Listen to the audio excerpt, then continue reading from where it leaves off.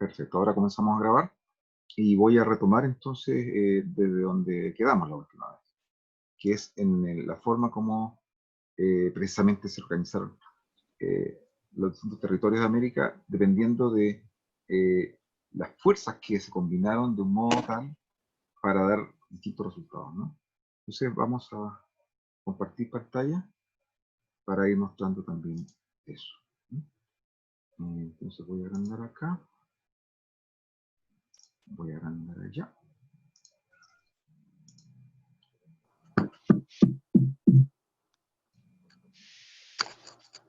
Y entonces ahora voy a compartir. Ahora sí, entonces compartir. Vamos a empezar donde habíamos quedado la otra vez. Entonces, ahí ya lo tienen, ¿no?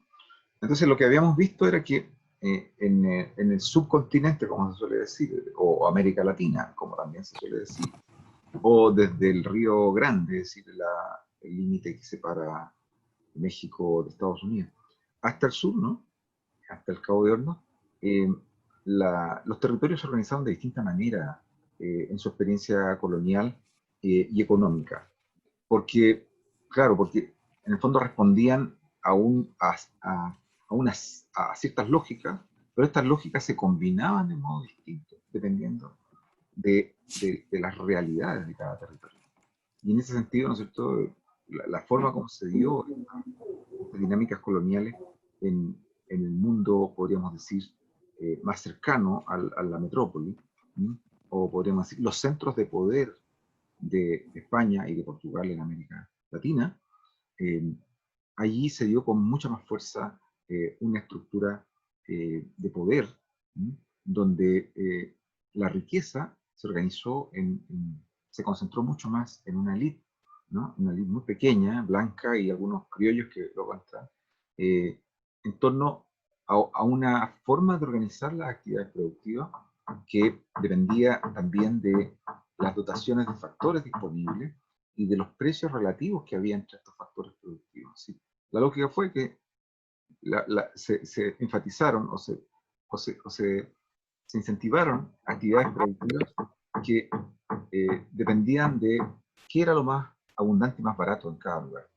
Y en estos casos, ¿no es cierto?, en estos centros de poder que fueron México y de Perú, digamos, Virreinato del Perú y Virreinato de Nueva España, en estos casos no solo se fortalecieron en estos 3 siglos sistemas productivos que tuvieron una fuerte impronta externa, es decir, no estaban vinculados tanto al mercado interno, sino que más bien a enviar, como ya veíamos, ¿no es cierto?, grandes volúmenes de metales preciosos, en este caso a España, pero también desde Portugal, ¿no es cierto?, a Portugal desde Brasil, eh, sino que además se crearon ciertas estructuras políticas mucho eh, más excluyentes.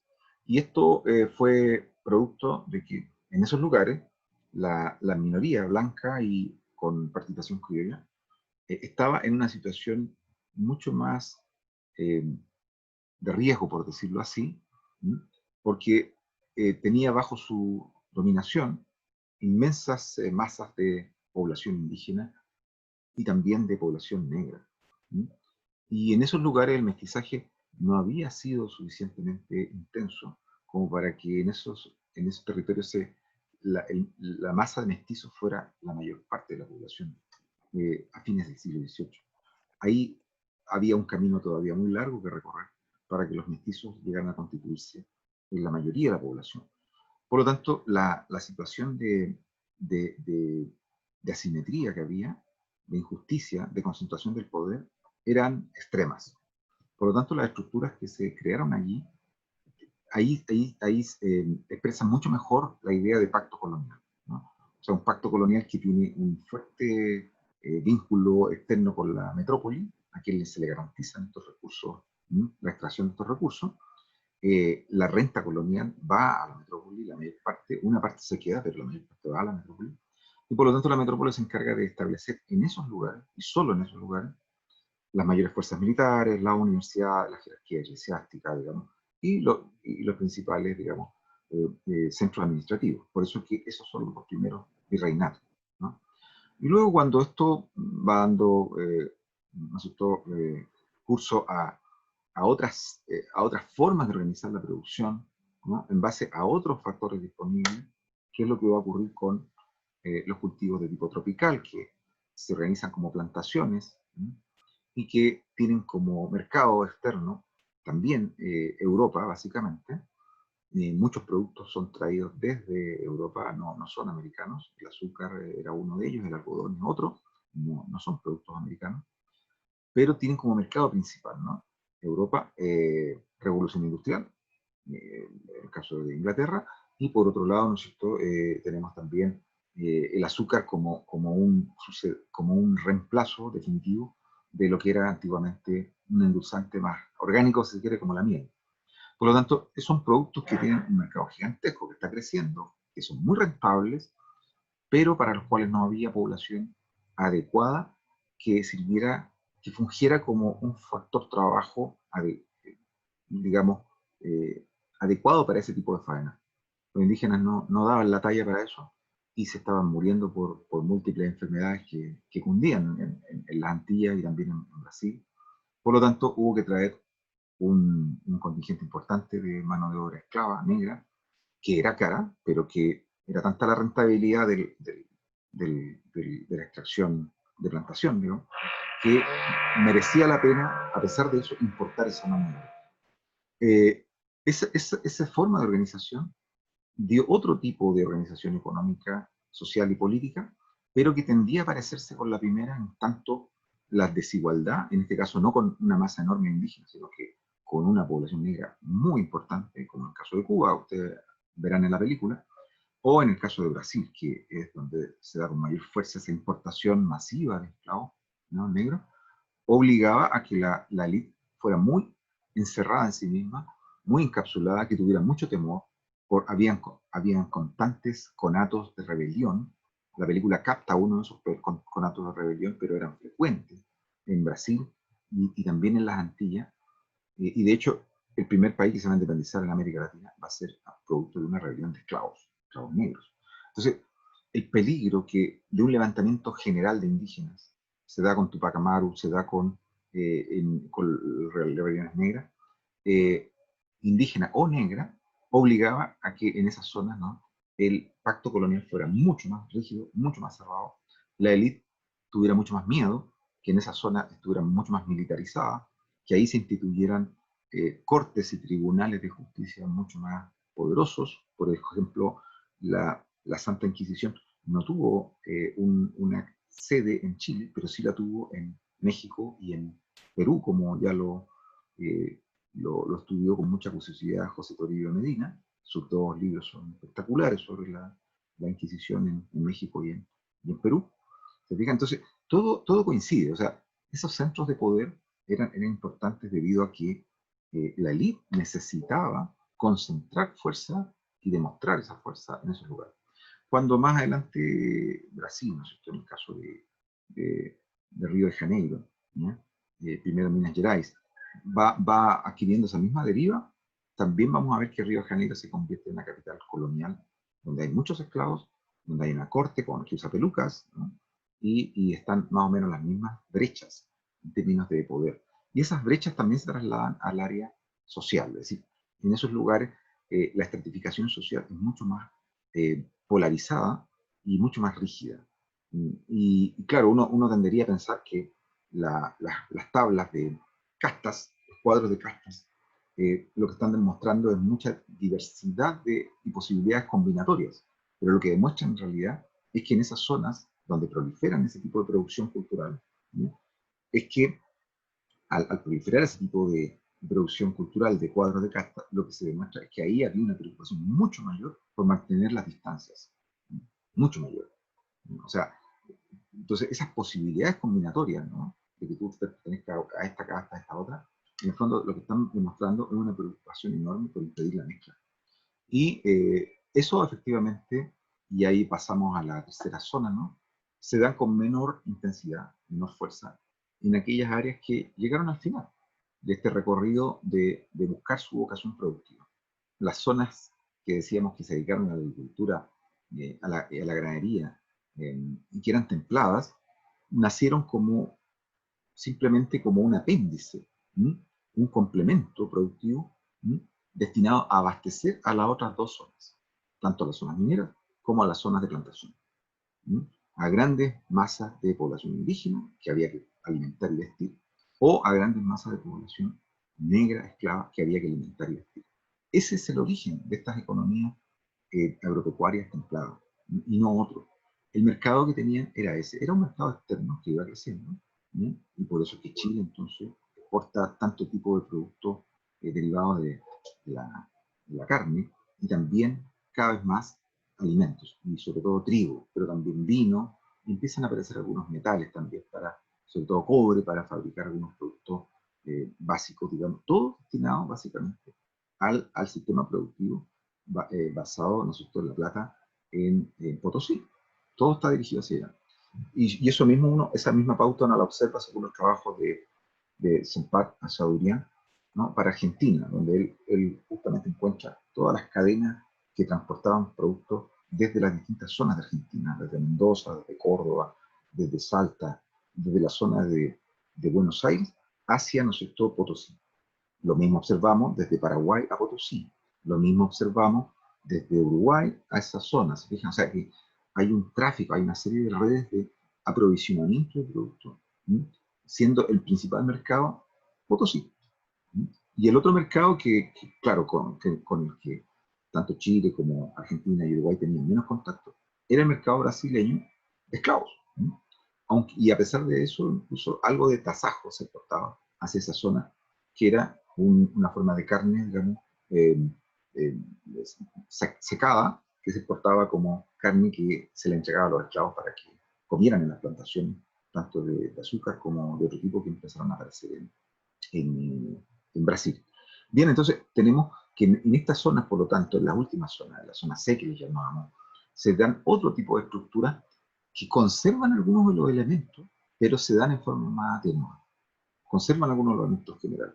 O sea, no significa esto, por favor, que se entienda bien, que yo diga que tanto en Argentina como en Uruguay, como en Chile, o en algunas zonas de Venezuela o en Costa Rica, no se daba un pacto colonial o no se daba una estratificación segmentada y con una enorme brecha social. No estoy diciendo eso. Lo que estoy diciendo es que esos mismos elementos se daban de una forma más atenuada, un poquito más moderada. ¿Y en qué se nota? ¿Y por qué se da eso? Porque los cultivos de agroganadero, es decir, las actividades agroganaderas, requerían un tipo de trabajador que no podía ser del todo sometido, que se requería que tuviera cierto grado de libertad. No que fuera totalmente libre, pero que tuviera un cierto grado de libertad. ¿Por qué? Porque resulta que era menos necesario. A los esclavos negros había que tenerlos permanentemente sojuzgados para que trabajaran todo el año en las plantaciones. A los... Fernanda, te doy en un ratito la palabra, pero eso es, vayan levantando la mano. Y por otro lado, a los indígenas también había que tenerlos sometidos por la MITA, que los españoles le habían hecho algunos cambios nada más, para obligarlo a trabajar en las minas o en otras labores. Entonces, pero ¿qué pasaba con las zonas de cultivo templado, donde se producía trigo y productos ganaderos? Ahí lo que se requería no era mano de obra permanente al interior, ni de la hacienda, ni de la estancia ganadera. Se requería en ciertos momentos. Entonces, ¿eso qué significaba? Que los que vivían dentro de la hacienda o de la estancia eran muy pocos, y los demás simplemente eran peones, gañanes, móviles, ¿sí?, que van a tener distintos nombres en América. En algunos lugares se van a llamar guasos, en otros lugares se van a llamar gauchos, en otros lugares se van a llamar llaneros, y en otros lugares se van a llamar, ¿no es cierto?, en México, charros. ¿Ya? Es decir, son peones semilibres. No son totalmente libres, pero tampoco están ni metidos a la esclavitud como los esclavos negros, ni tampoco a la mitad que es la población indígena. Entonces, ¿qué es lo que ocurre dado eso? Eso significa que esa población pudo mezclarse con más facilidad, pudo mezclarse. Y por eso que Chile tiene la mayor parte o más de la mitad de su población es mestiza. Fíjense, es decir, antes de la independencia, solamente que solo avanza en aquellos lugares donde esa población no está recluida por la fuerza permanentemente en las labores productivas. Y por lo tanto, puede mezclarse. Y eso significa entonces que ahí, aunque se da el pacto colonial, ¿no? También se da, digamos. La minoría blanca más los criollos van creando, ¿no es cierto?, un poder concentrado y excluyente. Pero así y todo, no se da con los mismos tintes. ¿Y eso en qué se nota? Por ejemplo, en que allí las diferencias sociales no están marcadas de antemano por la pertenencia étnica. No estoy diciendo con esto en Chile que en Chile no apliquemos hasta hoy una especie de escáner para ver qué tan morenos o qué tan blancos son cada vez que dos chilenos nos encontramos, porque eso ocurre, se da. Hay una discriminación de orden también de base étnica en Chile y se da menos en Argentina y Uruguay porque ahí la inmigración posterior fue muy alta, pero en Chile se da y a uno, y todos lo hemos visto, te, te escanean según el grado de morenidad o de blanquitud. Es así, sí. Eso ha sido siempre así en Chile. Entonces, eso opera, pero no opera del mismo modo que en México, o que en Brasil, o que en Perú. ¿Se entiende? Porque si tú hoy día vas a Perú, a Brasil, o, a, o a México, y observas una cosa, por ejemplo, una chica blanca, ¿no es cierto?, perteneciente a la oligarquía mexicana, brasileña o peruana, se enamora de un chico moreno. ¿Ok? ¿Bien? Bueno, si en esos lugares, si en Chile, por ejemplo, eso ocurre, la oligarquía chilena es más abierta.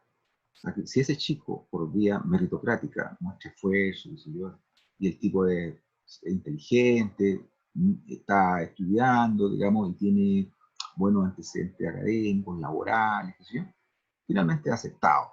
Obviamente que habrá algún grado de desprecio, qué sé yo, algún ninguneo, pero no hay un no por respuesta. Si la chica le dice al papá, mira, mamá, mira, papá, yo me enamoré de este chico que es un poquito más moreno que yo, ¿entiendes? Eso, verlo en Brasil, en México, un poco menos en Perú, es más difícil. Es muy difícil. Porque ahí las barreras étnicas todavía siguen marcando la desigualdad. O sea, la desigualdad ahí tiene todavía una raíz de tipo étnica. En cambio, en lugares como en Chile, la desigualdad finalmente, eso también opera, pero la que termina predominando es lo que llamamos el enfoque renta. Es decir, ¿cuánto dinero tiene?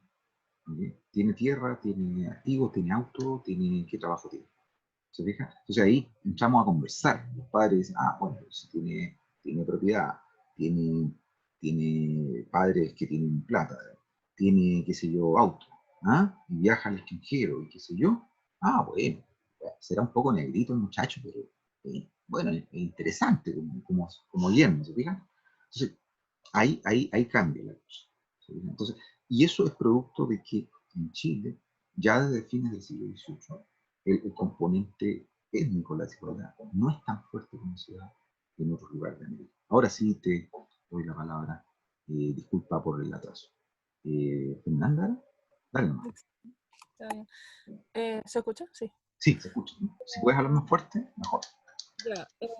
Sobre lo que dice usted, claro, que el mestizaje, por ejemplo, estoy pensando en Chile colonial, eh, era mayor, había población, claro, mestiza, pero se sabe que había tráfico de esclavos en Chile o que venían Sí, sin duda. esclavos negros. Entonces estoy pensando, ¿con qué propósito? O sea, ¿para qué oficio se le daba a esas personas? ¿O Ah, para qué traerlo si es que... um, o sea, la estructura que usted dice aquí, que claro, había más mestizo, que había mestizo, que esta era la fuerza de trabajo, pero también había negros, pues entonces, claro, estoy pensando en ese caso más excepcional. perfecto. Como Bueno, eso. la contabilidad que tenemos hoy día de población negra en Chile durante 3 siglos coloniales, o sea, nunca estuvieron todos ellos, los que voy a mencionar juntos, no va más allá de 20.000, 30.000 personas. ¿Ok? O sea que en un mismo siglo, digamos, o en 30 años, digamos, nunca hubo más de 5.000 o 7.000 personas de origen negro juntas, porque las otras se van acumulando en los 3 siglos, ¿no? Estas son las contabilidades que han hecho las profesoras Carolina González, Celia Casen, que han trabajado más temas afroamericanos en Chile. Antes lo había trabajado Orlando Millaje, ¿no? Y también Guillermo Feliu Cruz, ¿no? Los estudios más antiguos son de Millaje y de Feliu Cruz, los más modernos y los más actualizados son los de la profesora Cassim y González. Entonces, en general, sí es cierto que había mucho más de lo que creíamos que había. Eso sí, está demostrado, un problema, y ese es el aporte de estos profesores que me parece magnífico. Pero sin embargo, no eran 1.000.000. 30.000 no es lo mismo que 1.000.000. Por eso que la contabilidad, por eso que la historia económica es importante. Porque cuando tú precisas las cifras, ya, claro, 30.000 no pueden parecer mucho, pero no son nada en relación a 1.000.000. Nada. Y en las Antillas nomás deben haber habido unos 3 o 4 millones de personas, ¿sí? En Brasil, de qué hablar. Entonces, eso por un lado. Ahora, otra cosa que nos dicen siempre en los colegios, ¿no? Que los negros no se venían a Chile porque se morían por el frío. Esa es una de las cosas más estúpidas, más tontas, más ingenuas que se pueden decir. No tiene ningún sentido. ¿Mm? Hoy día tú puedes observar ¿no es cierto?, población afro que hay en Chile, inmigrantes recientes, se abrigan, ¿no? Y lo puedes ver en Chicago, lo puedes ver en Escandinavia, ¿no? Nada que ver, no tiene ningún sentido. El problema es que, ¿para qué los vas a traer? ¿Para qué importar a Chile 1.000.000 de esclavos negros? ¿Qué sentido habría tenido? ¿En qué los vas a emplear? ¿En qué cultivos tropicales habrían tenido buen rendimiento productivo? ¿Entiendes? Entonces, claro, porque hay que pensar que son caros. ¿Pero cuánto te salía importar un esclavo negro? ¿Venía directo de África a Valparaíso? No.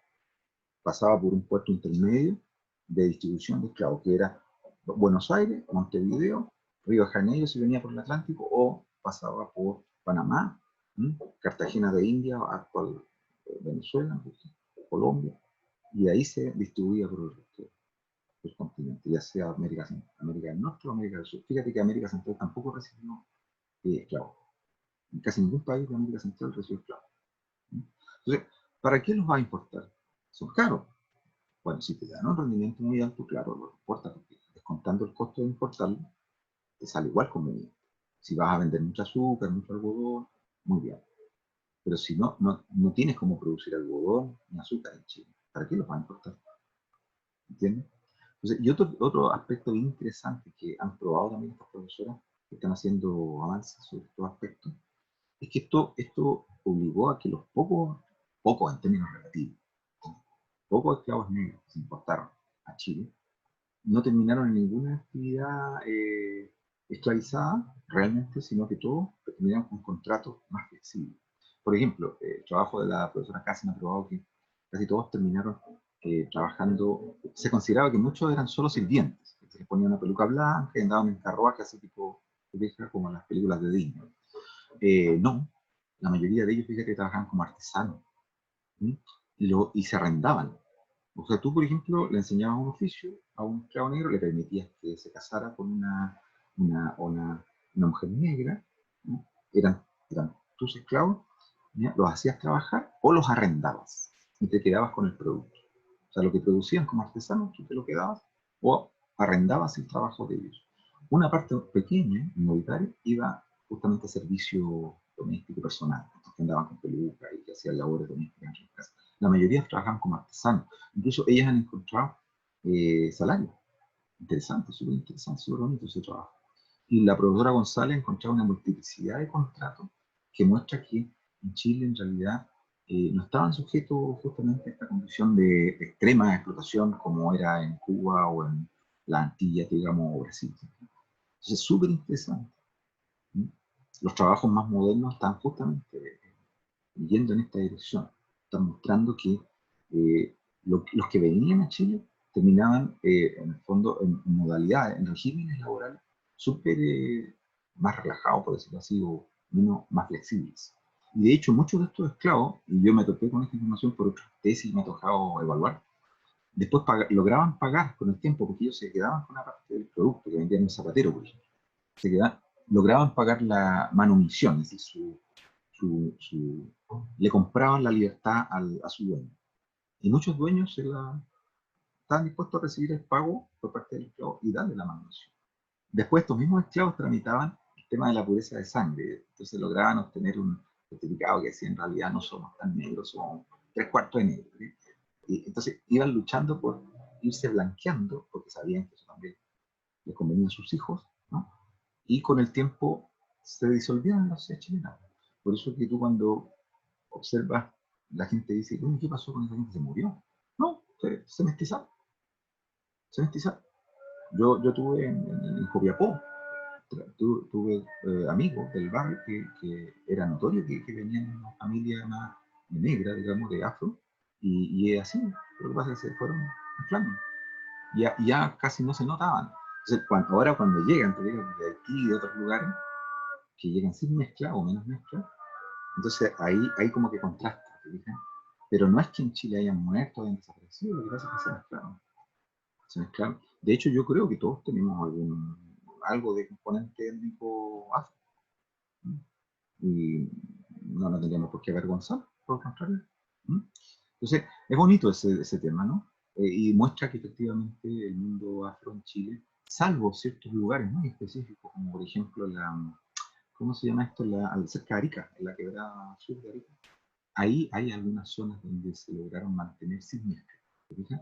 Y por lo tanto ahí lograron mantener una identidad, un folclore, un relato, comida, vestimenta, ¿no? Pero el resto son flojos, porque la mayor parte no vivía en Arica, vivía en Santiago, probablemente en Valparaíso. Un poco lo que ha ocurrido también con los mapuches, ¿no? Que se han mezclado, el millón de mapuches que viven en la región metropolitana, la mayor parte están mezclados, muy mezclados. ¿No? Bueno, entonces eso muestra, ¿no es cierto?, la riqueza, lo interesante que son estos procesos. Pero el tema es pasar de esto, porque podríamos hablar horas de esto y es muy interesante, pero yo quiero pasar a otro tema, a otro problema. ¿Qué pasó cuando este mundo colonial se desestructuró? Porque este mundo colonial, y así comienza nuestro curso, en algún momento se resquebrajó y se desplomó ante la arremetida, ¿no?, de los hechos que asolaron España, la invasión napoleónica, y lo que provocó un proceso emancipatorio de la República Americana. Entonces, vamos a eso porque yo lo que quería terminar acá simplemente en esta parte era que ustedes vieran, por lo menos se quedaran con idea, que no es casual. Las vocaciones productivas que se instalaron en América Latina no es fruto de la casualidad, que tienen un arraigo temporal muy marcado. Y por eso cuando ustedes me preguntan, o alguno de ustedes dice, ¿y por qué nos cuesta tanto abandonar una pauta primero exportadora? Bueno, porque llevamos 5 siglos en eso, o sea, no es cosa de salir un día de eso. Y nuestros, entre comillas, empresarios, o los tatarabuelos de nuestros empresarios, están acostumbrados a obtener una renta fácil, ¿sí?, mezclando de este modo los factores productivos, ¿se entiende? ¿Sí? Entonces, cuando me dicen, salgamos de esta pauta primera exportadora, industrialicemos, bueno, pero nuestra élite o sea, no está formateada culturalmente en eso, acostado para que se planteen esas otras alternativas. Porque ellos, durante 3 siglos coloniales, tuvieron una renta garantizada, siempre que obedecieran el pacto colonial. Entonces, eso es súper importante tenerlo claro. ¿Sí? Vamos entonces avanzando acá. Y ahí está la repartición de la población de Chile. Estos son estimaciones que hace Millaje. Esto hay que rehacerlo después con datos más fidedignos, porque son como a ojo de buen cubero de don Rolando, porque esto lo conversé con él cuando hablábamos de esto, y me decía, mira, yo esto lo calculo en base a los censos parroquiales, a los registros parroquiales, que en ese tiempo era lo único que había. Mestizo, porque la gente anotaba mestizo en los registros parroquiales. Y ahí se ve que a fines del siglo XVIII, ¿no? Si ustedes observan acá, fines del siglo XVIII, 1799, más o menos, un poquito más de la mitad de la población, según Rolando, era mestiza. Esto no se da en otros lugares, se da básicamente, se da en Chile, se da en Argentina, se da en Uruguay, se da en Paraguay, se da en Costa Rica, algo en Panamá, mucho menos, pero más para atrás. Se da básicamente en lo que eran las Repúblicas Unidas del Río de la Plata y Chile. Ahí se da con mucha fuerza. Algo también en Venezuela, sobre todo en la zona de los llanos al sur. Bien, y ahí ustedes tienen otro cálculo que hizo, por ejemplo, Bertola y Ocampo en su libro sobre historia económica de América Latina, donde ellos calculan también el número de mestizos y blancos. Entonces, ahí yo creo que está muy exagerado, ellos calculan alrededor de 1780, ellos dicen que blanco hay un 75%, y, ¿no es cierto?, y dice mestizo 7%. Yo creo que fue muy generoso en favor de los blancos. Yo creo que la mayoría estaba más bien en los mestizos, y ese 7% habría que ponerlo más bien en los blancos. Natalia había levantado la mano. Dale, por favor, manda, Natalia. ¿Se escucha? Sí, sí, perfecto. Sí, es que sí, eso mismo le iba a decir, porque la anterior también vi que aparecía europeos y mestizos blancos, y me pareció muy extraña esos porcentajes tan grandes, Sí, que claro, que al final hacen decir como todos son que ahora europeos. estamos en el siglo XXI, y claro, pues todos los chilenos son blancos y Sí, yo no estoy de acuerdo con caemos ese en el tema. mismo error, pues. Sí, Entonces yo igual creo me que extraña mucho esos números, y también incluso con esta tabla. sí, No entiendo por qué tan grande el porcentaje de blancos. sí, yo tampoco estoy de acuerdo. Yo creo que prefiero seguir con todo la estimación gruesa que es el criterio de Mellaffe, que era historiador. Es que estos son economistas, entonces los economistas, tú sabes, que son más relajados para este tipo de cosas. Entonces, cuando dicen mestizo blanco, blanco, para ellos es casi lo mismo. Yo creo que hay una diferencia importante. Natalia, si querías decirle algo de nuevo. ¿Mm? Sí, No, eso era. eso era. Perfecto, sí, yo estoy totalmente de acuerdo contigo. Es una de las observaciones que yo le hice a estos autores. Son personas buenos, pero no son historiadores. Entonces, se rigen por criterios un poquito menos exigentes en estas clasificaciones étnicas. Yo creo que tú estás lo correcto, yo comparto tu criterio. Entonces, pero lo importante es que vean, miren, por ejemplo, lo que pasa con Brasil. Brasil, sumando mestizos blancos, les da 331. ¿Sí? ¿Y dónde está el grueso? Negro, negro y mulato.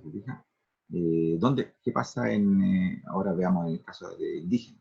Ecuador, 65% de indígenas, y blanco 27%. O sea que se invierten los porcentajes. Había Rodrigo que había levantado la mano. Por favor, Rodrigo. Sí, profe, que estaba pensando, acordándome en algunas cosas, que tal vez igual la consideración esté un poco, bueno, bastante rara por el hecho de que muchos compraron esa calidad como de blanco. Sí. Estoy pensando en ese sentido, entonces como que a ellos tomaron simplemente decía, tal nombre es blanco. Como no, por el tema, como le está escrito ahí, no, ellos no podían investigar más allá y ver si en realidad correspondía, por decirlo de algún modo, a la palabra que estaba escrita ahí. Sí, coincido completamente, y eso se da incluso hoy. En Bolivia, por ejemplo, se estima que hoy día la población mestiza es mayor a la indígena. Pero claro, ¿cuáles son los criterios? ¿Cuáles son los parámetros que se usan? Y son bastante artificiales. Entonces, claro, ese es el tema, que hay un tema jurídico.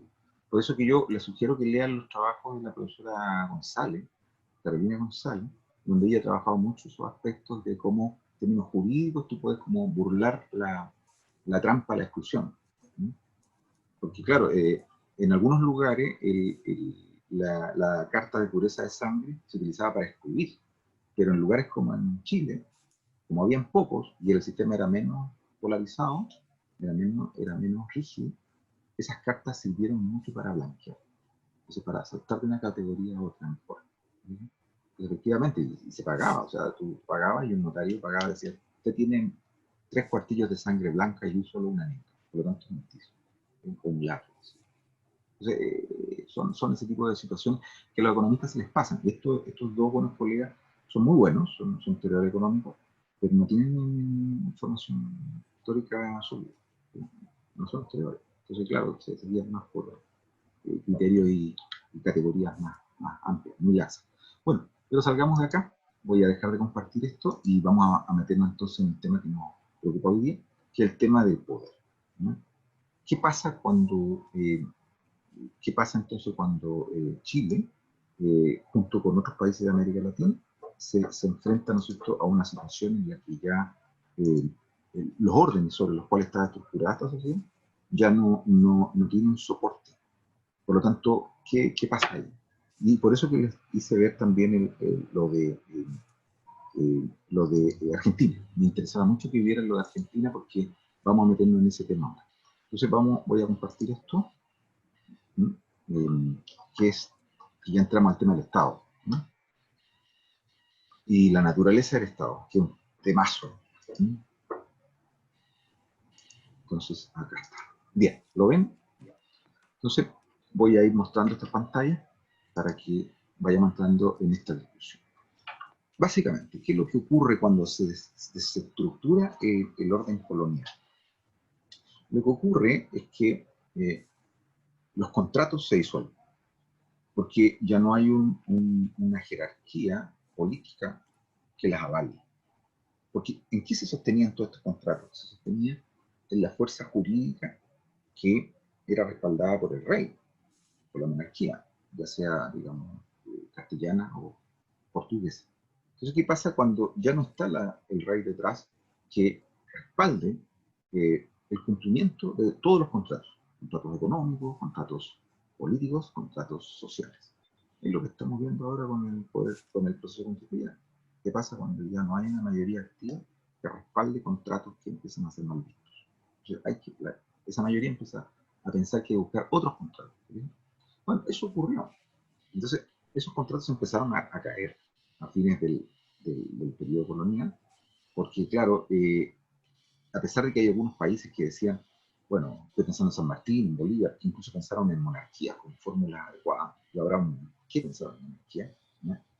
Porque en el fondo lo que dijeron es, eh, dado que se cayeron los antiguos contratos y los latinoamericanos no sabemos autogobernarnos sin matarnos entre nosotros, a menos que tengamos un poder fuerte que reemplace lo que era antiguamente la monarquía española, no nos queda otra que acudir a fórmulas autoritarias.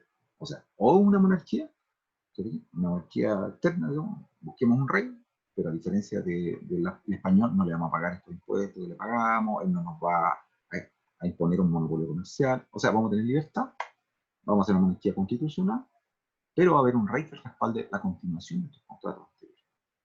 ¿Y cuáles son estos contratos anteriores? Ya lo hemos visto. Es decir, exclusión sistemática a una gran mayoría a la que está impedida de tener acceso a los derechos de propiedad. Una segmentación social impresionante. El poder concentrado en una minoría que ahora ya no es la minoría blanca castellana o brasileña, o sea, o portuguesa, sino que en ese lugar es ocupado por los criollos, mestizado, semiblanco, ¿no? Y por otro lado, una extrema concentración de la renta económica en manos de una minoría. Estamos hablando de que menos de un 5% de la población en cada uno de estos territorios concentra el poder económico, el poder político y el poder social. ¿Entiendes? Ahora, ¿cómo se logra mantener eso? Porque, en el fondo, ¿qué es lo que está ocurriendo aquí? Una oligarquía estas oligarquías se dividieron. Una parte apoyó a los realistas, otra parte apoyó a la independencia. Triunfaron al final los independentistas, ¿no?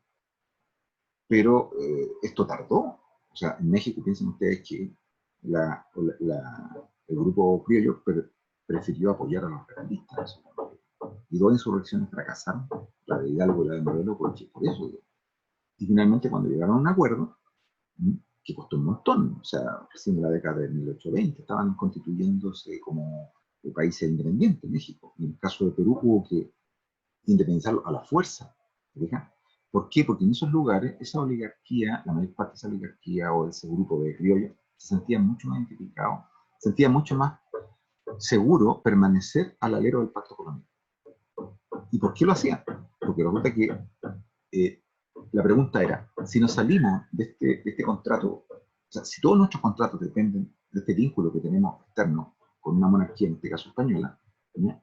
¿Qué va a pasar cuando ya no esté la monarquía española? ¿Quién sustenta estos contratos? Y lo que a nosotros nos interesa como oligarquía es mantener esta estructura de poder económico, político y social. A ver, y con esto digo algo que ustedes ya, imagino que se habrán dado cuenta, ¿no? Ni Bernardo Gil, ni los Carreras, ninguno de estos eran líderes, digamos, luchadores sociales, ni mucho menos. Lo que querían era la continuación de sus privilegios. Ahora, administrado por una oligarquía en Australia. Obvio, o sea, ninguno de ellos era, ninguno era un libertador social, digamos. Lo que querían era reemplazar el rol que había tenido el grupo, ¿no es cierto?, peninsular, por el rol que ellos reclamaban para sí. Por lo tanto, ¿qué es lo que se quería mantener a lo largo del siglo XIX, una vez independiente? Era la misma estructura que había estado siempre. Nadie se le estaba pasando por la cabeza, digamos, en darle participación a la gran mayoría de la población para que pudieran votar, ni mucho menos, ni tampoco para que tuvieran acceso a los derechos de propiedad, ni tampoco para que terminar con instituciones coloniales que eran tremendamente, digamos, terribles, como la esclavitud. Por eso que todas esas instituciones se demoran en ser reemplazadas. La encomienda, todas estas instituciones se demoran en ser reemplazadas, el mayorazgo, ¿se fijan? Entonces, ¿qué es lo que ocurre? Esta oligarquía está preocupada de mantener, aferrarse al poder. Entonces, ¿qué es lo que ocurre cuando viene la guerra de independencia, ¿ya? Y finalmente el último de los territorios, que en 1825 creo que se determina por declarar formalmente la independencia de España, ahora viene un proceso extremadamente doloroso, lento y terrible, en el que la oligarquía, en algunos casos, fue capaz de ponerse de acuerdo, y en otros casos no fue capaz de ponerse de acuerdo. ¿Sí? Entonces, ¿qué es lo que ocurre? Aquí no cuenta para nada el bajo poder. Y perdónenme, pero aquí tengo que decirlo, ¿no? Cualquier historiador que mantenga con cierto grado de seriedad, digamos, que el bajo pueblo, es decir, ese 95% de la población total, estaba en condiciones de disputar el poder hacia 1820, olvídenlo, eso es fantasía, eso no ocurrió. No ocurrió en ninguna parte. Una, porque ese bajo pueblo nunca estuvo organizado ni unido. No se veía a sí mismo como parte de algo común. Estaba totalmente desestructurado. Porque el régimen organicista de la monarquía española, y también en Brasil se daba igual, funcionaba como un árbitro del rey, ¿sí? Resolviendo los conflictos entre los distintos grupos, entre indígenas, qué sé yo, negros, mestizos, oligarquías, qué sé yo, los banqueros, los comerciantes, así funcionaba. Entonces nunca se vieron como algo unido, nunca. Entonces, pensar que se iban a unir y revelar todo como para hacer algo así como una revolución social hacia 1830 es algo totalmente insólito, no cabe ninguna posibilidad. Entonces, los que dicen que eso se podría haber dado están en un delirio extremo después del 18. No hay ninguna posibilidad, cero posibilidad. ¿Se fijan? Entonces, lo que había era que el orden que se iba a establecer en América Latina, en toda esta región, iba a ser de orden oligarca, porque eran los únicos que tenían el poder en términos reales. Poder político, poder militar, poder económico, poder social, poder cultural, lo que ustedes quieran. Y esa gran mayoría estaba desunida, totalmente fragmentada. Y era usada, de hecho, como carne de cañón. Y así fue usada a lo largo de todo el siglo XIX, como carne de cañón, para los conflictos que había entre los distintos grupos oligárquicos. ¿Okay? Así que pasarse la película y ese bajo juego que tenía, o un protoproletariado, alguna posibilidad de disputar el poder, ninguno, cero, ninguno. ¿Okay? Eso en términos de no ser anacrónico, ¿no? Entonces, el problema, entonces, si ese problema estaba descartado, ¿cuál es el problema? Vamos a verlo acá. Este es el problema. Entonces tenemos un montón de contratos, aquí tenemos dos figuras. A la izquierda tenemos una especie de gráfico de torta, ¿no? Que lo que muestra es cómo estaba repartido el poder económico, político y social entre los distintos grupos que formaban parte de esa elite, que era básicamente peninsular y criolla. ¿Okay? Entonces lo que tenemos es que estos agentes políticos y económicos tenían claridad de que esos contratos eran salvaguardados por una cabecera, por una jerarquía que era la monarquía. ¿Bien? Entonces el problema era el siguiente. Y esto es una herramienta teórica muy interesante que nos proporciona la ciencia política. Por eso es que los historiadores siempre tenemos que, antes de poner a hacer una historia política sin saber nada de política, tenemos que estudiar de ciencia política. Algo por lo menos. Porque si no sabemos nada, no vamos a decir nada más que repetir lo que ya se sabe. ¿Qué es lo que dice la ciencia política? Dicen que en estos casos, cuando los contratos están en tela de juicio y no se sabe si se van a mantener, lo que tiende a prevalecer entre los agentes estratégicos es una lógica de suma cero. Primero definamos qué son los agentes estratégicos. Son los que tienen recursos de poder para movilizar. Ya hemos dicho que entre los agentes estratégicos a comienzos del siglo XIX en América Latina no están los sectores populares y no hay sectores medios. Prácticamente no existen.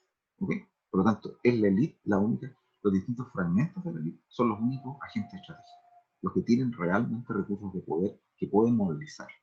Bien, ahora, estos agentes estratégicos también, ¿no es cierto?, habían convivido entre sí. Pero ¿qué es lo que permitía la convivencia entre sí y que no estuvieran constantemente en disputas penosas entre ellos? El arbitraje y los contratos que estaban respaldados por la corona, ¿se fijan? Entonces, esto reflejado de un modo bien brutal, pero bien objetivo, bien didáctico, se expresaría en esta torta. Entonces, ¿qué es lo que dice acá?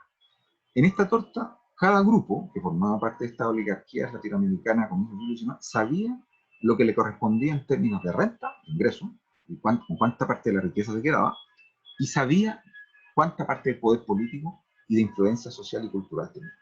Entonces, por ejemplo, la burocracia sabía que eso es lo que le correspondía. Los comerciantes sabían que eso es lo que le correspondía. Los militares lo mismo, la iglesia, etc. Los criollos y los terratenientes. ¿Sí? Uno puede hacer meter más gente acá, digo. Pero si ustedes se fijan, todos pertenecen a la oligarquía. Aquí no hay nadie de los grupos subalternos. Los grupos subalternos están abajo y son indígenas, mestizos y negros. Y todos son carne de cañón. Punto. O sea, aquí no es que vayan a tener alguna posibilidad de entrar en esta discusión. No, cero posibilidad. Los que discuten son los que están arriba. ¿No? Y los que, ahora, mientras están sometidos a una jerarquía, a un orden que mantiene la paz entre ellos, y cada uno sabe lo que le corresponde, hay convivencia pacífica entre ellos. Pero ¿qué es lo que ocurre cuando se desestructura ese orden? Ya no hay una cabeza visible.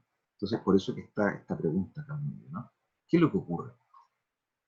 ¿Qué es lo que ocurre? La gran pregunta es, ¿cuánto me tocará ahora de influencia, de poder económico, de ingresos, de riqueza y de poder político en el nuevo cuadro que viene? ¿Cuánto me tocará? Nadie lo sabe. Es un poco lo que estamos viendo a raíz del proceso constituyente, menos radical, por supuesto, porque yo creo que aquí hay unas dinámicas de aprendizaje, pero aquí no había ninguna. Piensen que eran élites que no tenían cero práctica, no tenían cero práctica política, de diferencia, por ejemplo, de las colonias norteamericanas, inglesas, de los estados del este, digamos, de Estados Unidos, que cuando proclaman su independencia y cuando decían enfrentarse al rey inglés, ¿no? Y viene la guerra de independencia, ellos tenían una experiencia política muy fuerte, sobre todo en el siglo XVIII. Les habían dado seria autonomía. O sea, todo lo que se habla de que nuestros cabildos de alguna manera facultaban para que nuestras élites hicieran cierto aprendizaje, es nada en comparación de los aprendizajes políticos propios que habían desarrollado las élites criollas en Estados Unidos, es decir, en las colonias inglesas. Ellos sí que tenían aprendizaje. Por lo tanto, y aún así tuvieron serias dificultades para que los representantes de los 13 estados en Filadelfia se pusieran de acuerdo para enfrentar al rey y enfrentar los costos políticos y militares que tenía eso. O sea, fue terrible. No estuvieron todos de acuerdo, fueron una deliberación gigantesca. Bueno, pero ellos estaban en mucho mejores condiciones que nosotros. Nuestras élites eran analfabetas en términos políticos casi. No tenían aprendizaje, no sabían cómo, mira, eran como, voy a hacer un chiste, no quiero sonar cruel, pero eran como algunos de los nuevos partidos políticos que han nacido este último año. Cero madurez política, no tienen ni idea de nada. Entonces creen que están inventando el agua caliente y el hilo negro y están repitiendo cosas que son más viejas. Entonces, eso, le falta experiencia. ¿Cómo se negocia? ¿Quién te enseña a ti cómo se negocia políticamente? ¿Cómo constituir alianzas? ¿Cómo llegar a acuerdos? ¿Cómo generar mayorías? Eso son aprendizajes lentos, son difíciles. Bueno, acá no se sabía. Entonces, ¿qué es lo que tiende a predominar cuando no están esos aprendizajes políticos? Y no predominan las fuerzas, por decirlo así, centrípetas. Las fuerzas centrípetas son lo contrario de las centrífugas. Las centrífugas arrastran a los elementos hacia afuera, hacia la periferia. Las centrípetas, al contrario, tienden a integrar los elementos hacia el centro. Aquí no predominaban elementos, fuerzas centrípetas, predominaban fuerzas centrífugas. Es decir, una vez sacado el rey del cuento, lo que tendía a aparecer era la desesperación, ¿no? La incertidumbre y también el apetito. Que algunos se les afilaban los dientes y empezaban, este es el momento para que mi pedazo que yo tenía en la torta, ahora lo agrando. Y mientras otros están diciendo, bueno, y ahora yo, ¿cómo voy a...? Yo ya veo que algunos están afilando los dientes y quieren agrandar su cuota de renta, de riqueza, de qué sé yo, de poder político, de influencia, y a mí, ¿quién me garantiza que yo voy a mantener el pedazo de torta que tenía cuando estaba el rey? ¿Entienden? Entonces, eso lleva finalmente a lo que los cientistas políticos, y en este caso estos historiadores que están arriba, Douglas North, Sommerhill y Weingast, plantean como la lógica de suma cero. Es decir, que ante la desesperación todos tienden a optar por una lógica egoísta, una lógica gorronesca, le dicen en España, lógica del aprovechado. Es decir, todos, aquí no hay intentos de unirse, están como en la oposición hoy día, todos tratando de sacar partido, digamos, quién le pega más fuerte a Piñera o quién es el mejor candidato, hablando pura estupidez, cuando en realidad deberían estar unidos para ganar primero el plebiscito y y después la Constitución, ¿sí? Pero eso es lo que ocurre en un ambiente donde predomina la lógica de suma cero. ¿Y en qué consiste la lógica de suma cero? Esto es interesante. La lógica de suma cero se funda en una suposición compartida por todos estos grupos que se desesperan. Y es de que no se puede mantener la situación que se tenía antes o mejorarla, sino es a costa de otros, en perjuicio de otros. En el fondo, ¿qué es lo que hay detrás de la lógica de suma cero? Es que la torta va a ser siempre la misma. ¿Se fijan? Que la riqueza va a ser siempre la misma, que la influencia, es decir, lo que hay que pelearse es lo que hay. No hay nada más. ¿Y cómo yo garantizo que voy a mantener lo que tenía o incluso mejorar lo que tenía? Bueno, siendo egoísta y actuando sin coordinación con los demás.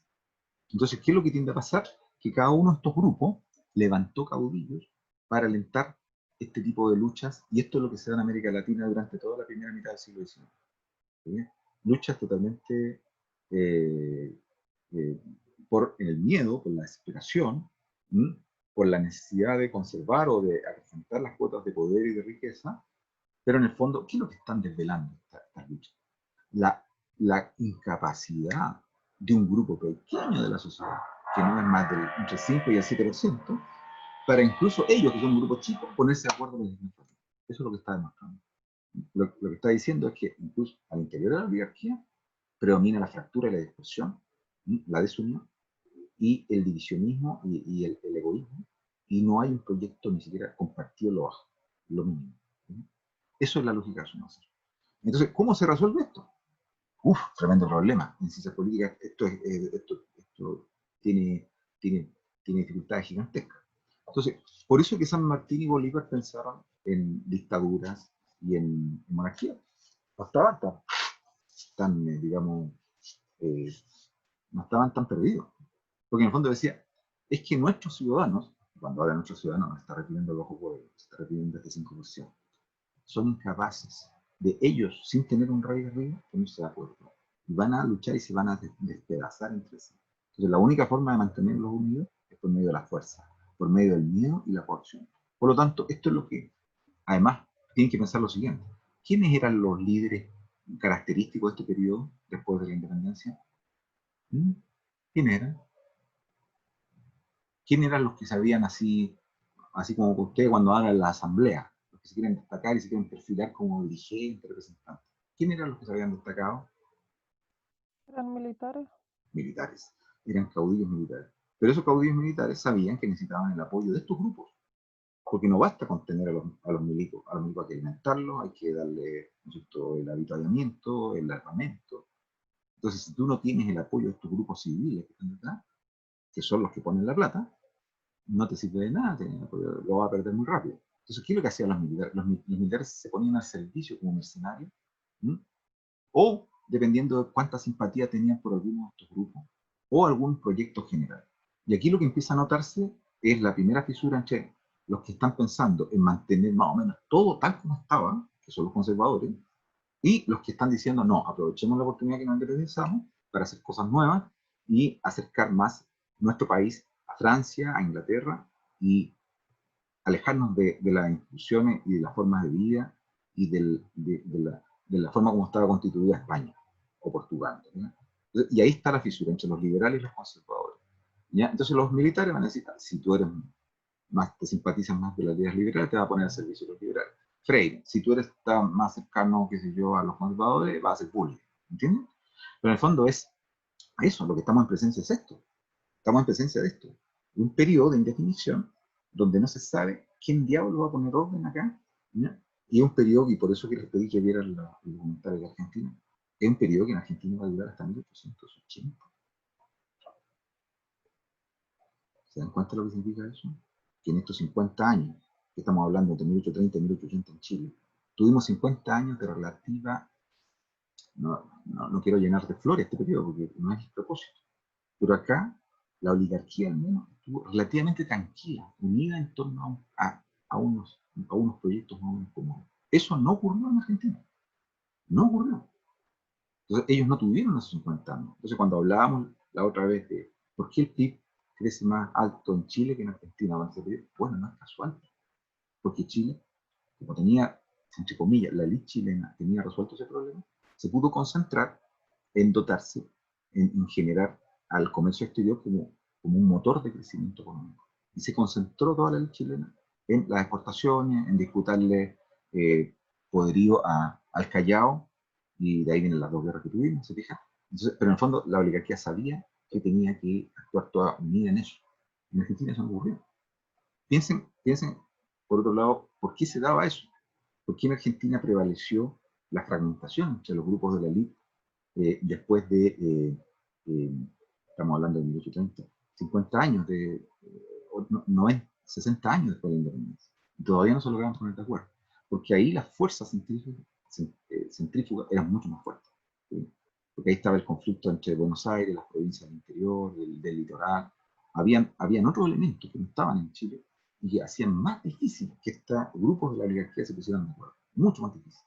Y esto ocurrió en muchos países más, no solo en Argentina. ¿Sí? Y mientras ocurre eso, ¿qué es lo que pasa? Estamos en periodo de desorden.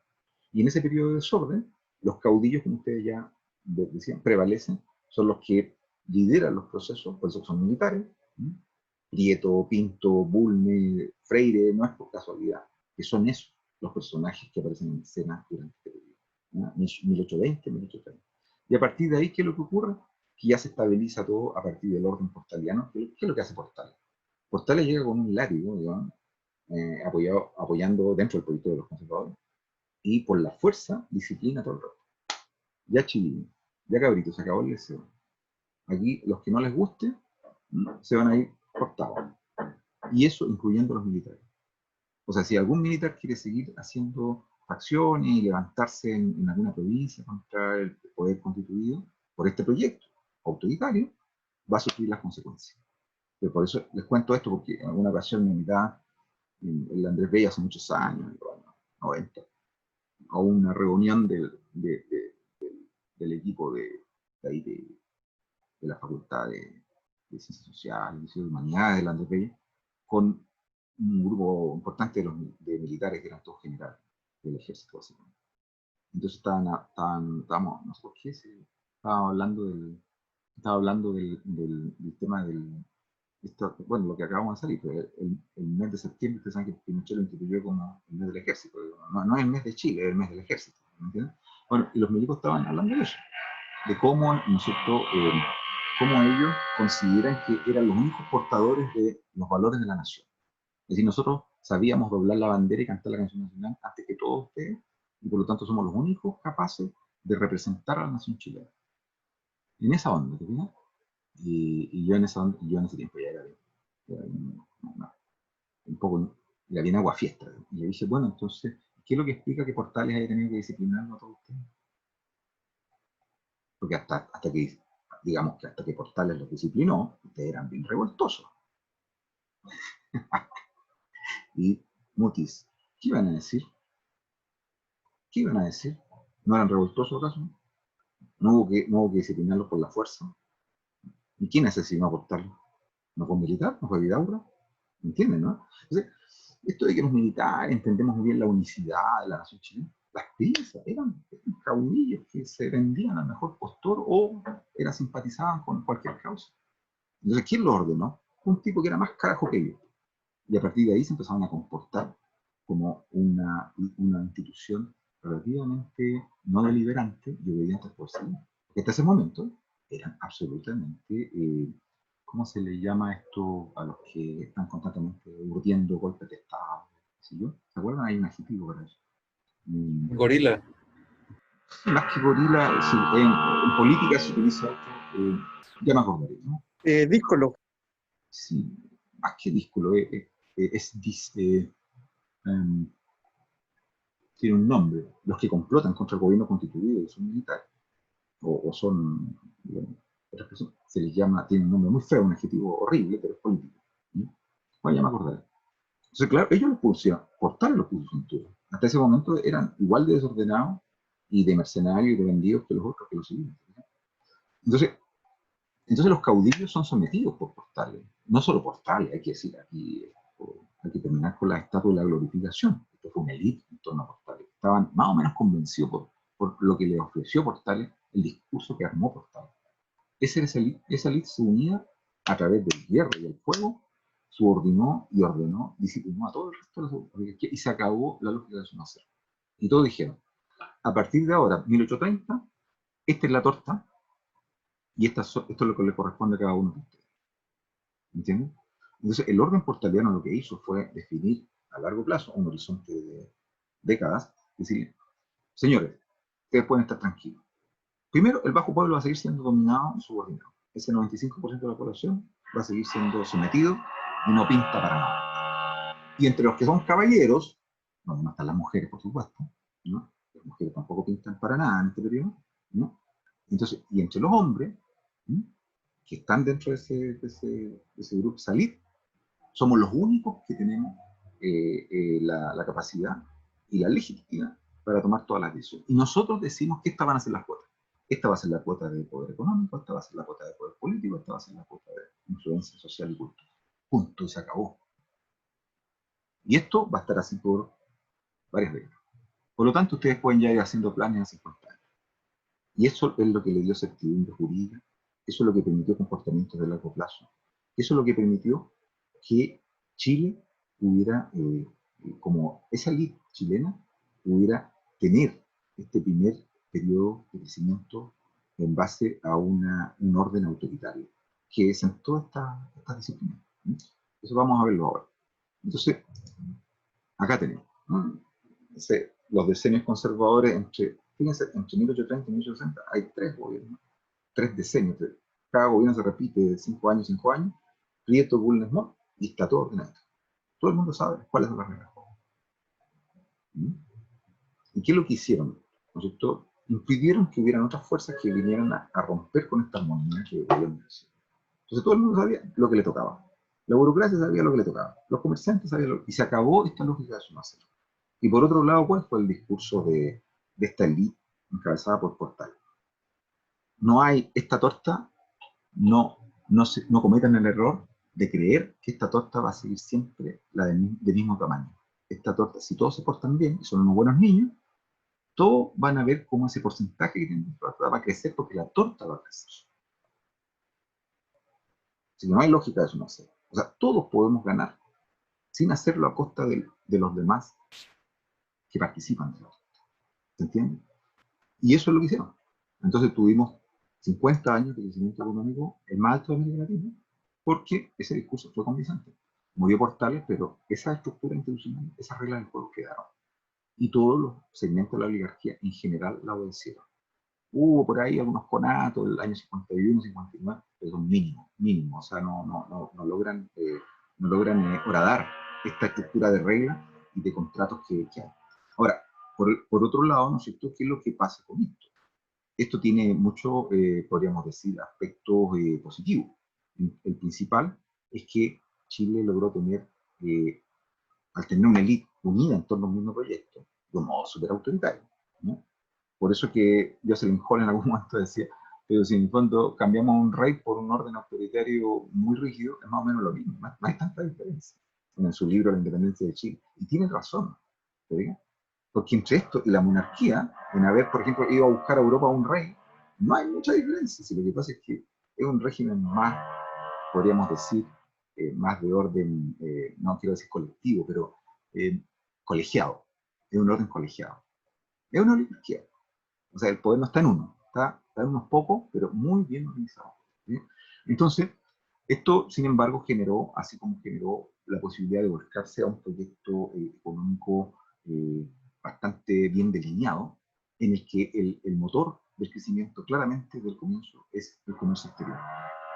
Porque claro, ¿qué es lo que habían dicho todos estos personajes? Todos tenían también habían hecho una contratación. ¿Qué economía tenemos? Tenemos un mercado insignificante, un mercado interno, pero miserable, donde la mayor parte de la población con suerte tiene ojotas, no pueden consumir nada, donde la mayor parte de la población no tiene un salario, no tiene remuneración, donde incluso la circulación monetaria está reducida a un grupo muy pequeño de la población, los que tienen acceso al dinero. Entonces, ¿qué le vamos a vender a este roterío de hoy? Imposible. Entonces, ¿dónde está tu mercado? Afuera. Bueno, ¿y cómo nos damos cuenta de eso? Bueno, porque desde Lima nos vienen pidiendo más trigo cada vez más, nos pedían carne, nos pedían metales, ahora todas esas cosas las podemos vender a quien queramos. No tenemos la restricción que nos pone España. Podemos elegir más productos que podamos vender. Muy bien, entonces el motor de todo el crecimiento va a ser el comercio exterior.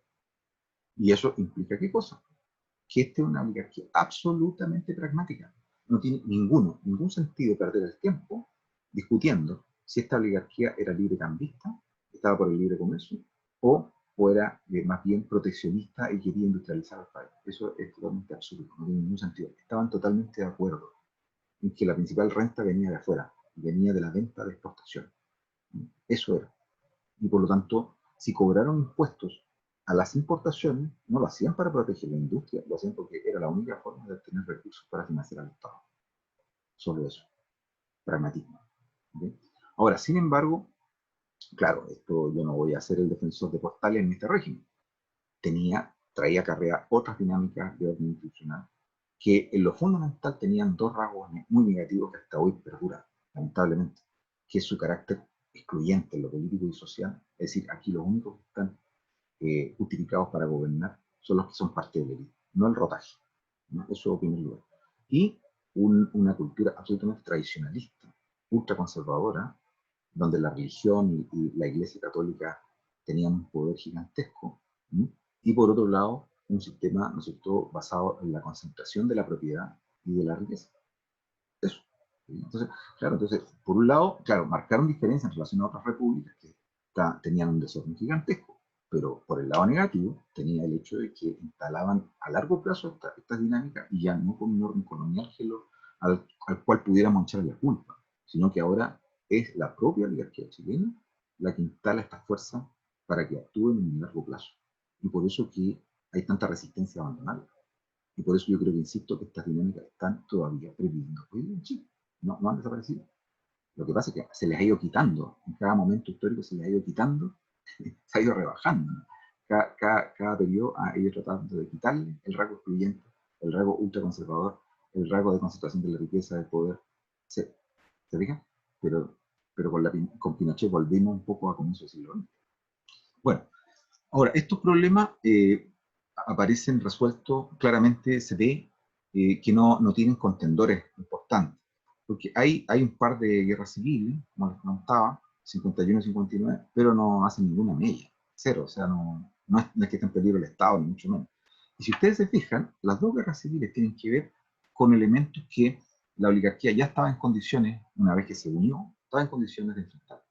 La amenaza de las regiones, que en Argentina fue un caos gigantesco, no, acá no, bastó con cómo se resolvió, financiando una armada poderosísima para los estándares de América Latina, que en menos de un día ya estaba sofocando una rebelión en cualquier punto del país. O sea, hay de que quieran, de alguna manera, rebelarse contra el monopolio de la fuerza y de la violencia por parte del Estado. Hay de quien quiera hacerlo. Inténtenlo. Inténtenlo, a ver qué les pasa. En 3 días está sofocada esa rebelión. ¿Entienden? ¿Por qué? Porque una armada poderosa transporta tropas, sofoca cualquier cosa. Y la otra amenaza, la de los liberales. Bueno, los liberales se mataron solo porque se empezaban a pelear entre ellos.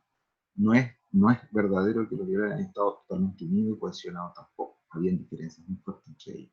Y así como hoy día pueden embarrarla a aquellos que no vayan unidos, enfrentar el plebiscito y luego la nueva constitución, también por embarrarla, digamos. Asimismo, ocurrió durante el siglo XIX. Los liberales muy frecuentemente fueron desunidos y por lo tanto era fácil derrotarlos, no era muy difícil. Por lo tanto, los otros momentos de rebelión, en este caso el 59 fue una rebelión en Copiapó, mi zona, digamos, minera. Concepción fue una zona también de muchas rebeliones, ¿sí? Pero en general fueron resueltas rápidamente. Y luego, ¿no es cierto?, las otras rebeliones eran de los liberales, que se ponían la mayor concentración de poder por parte de los conservadores, sobre todo en la elección de Montt. Pero si ustedes se fijan, eso fue resuelto con mucha facilidad. A ver si acá tenemos. Aquí están. Ese fue el periodo de desorden, 1823-30. Se acabó. Después hay 2 levantamientos internos, breves. Los 2 son derrotados a facilidad. Y hay 2 guerras internacionales. está la del 39, 36-39 contra la Confederación, también fácilmente resuelta. 2 expediciones, la segunda termina con la alianza de la Confederación. Pueden leer el libro magnífico de la profesora Elisa Fernández sobre el proyecto de Santa Cruz. Era un proyecto político que realmente amenazaba a Chile, a esta oligarquía. Y Portales lo captó muy rápido. Y dijo, acá no podemos permitir que los peruanos se alíen con los bolivianos. El Callao no puede derrotar a Valparaíso, así que hay que ir a marcar presencia allá y derrotarlo, desunir, terminar con esa alianza. Y así lo hicieron, ¿no? Lo hicieron en un rato. Y luego el 79, como ya sabemos, ¿no? Tenían la fuerza también para imponerse y las alianzas externas y los recursos para lograrlo. No iban huérfanos a la guerra del Pacífico contra Perú. ¿Bien?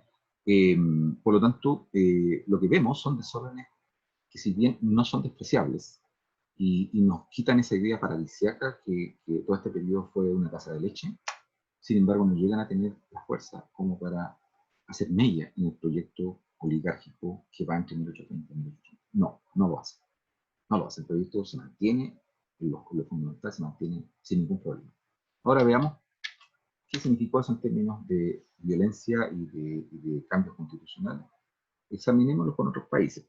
Aquí los países del área 2, del área 1, son los que están constituidos por países más, digamos, más del cono sur, digamos, Chile, Argentina, países que, a pesar de todo, digamos, Argentina tuvo menos problemas que otros países de América Latina, como México, ¿sí? Que fue invadido por tropas extranjeras, tuvo revoluciones permanentes del siglo XIX. Bueno, el caso es que, si uno compara acá, váyanse a esta parte. Tenemos conflictos en desarrollo. Tenemos que los conflictos aumentan en qué periodo. Miren dónde aumentan los conflictos. Hay muchos más conflictos después de la independencia que en el periodo más cercano a la independencia.